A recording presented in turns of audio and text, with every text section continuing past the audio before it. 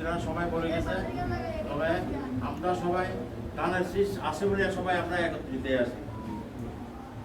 আমরা সবাই বিএনপি করি এবং জাতিবাদী করি, তারা আমরা গান শীষকে করি বলে সবাই আমরা একত্রিত এক জায়গায় তাদের পরামর্শ রাখা যদি অসুবিধা হয় তাহলে আমাদেরকে নেতৃত্ব আছে ওনাদেরকে সব নিয়ে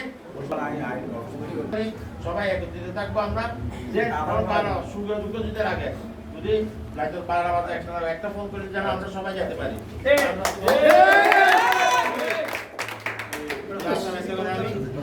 আসসালামু আলাইকুম। কারোর সাথে কোনো রক্ত সম্পর্ক নাই, শুধু বিএনপির দান আসলে আজকে সবাই একসাথে মিলেমিশে আছে। আর আমাদের সাথে কারো কারো দ্বন্দ্ব নাই, কিছু নেই।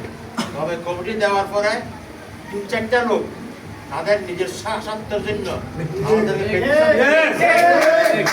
ব্যক্তি স্বার্থের জন্য তারা এক একভাবে সিটি কর্পোরেশনে কাজ করে আনি খাইছে এবং আমাদের ওয়ার্ডের কারো কোনো একটা সদস্যকেও 1 টাকাও পায় নাই।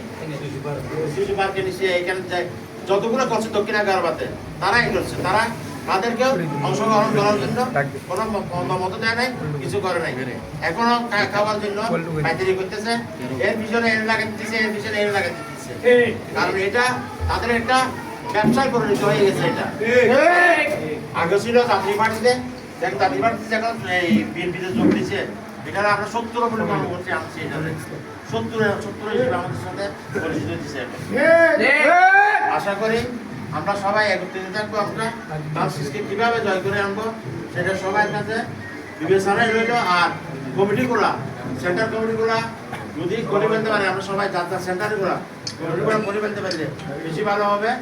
আর তাদের পরামর্শ রাখা যদি অসুবিধা হয় তাহলে আমাদেরকে নেতৃত্ব ওয়ার্ডের নেতৃবৃন্দ আছে এবং আমার মুরব্বী আছে, ওনাদেরকে সব নিয়ে কমিটিগুলো প্রত্যেক সেন্টার নিয়ে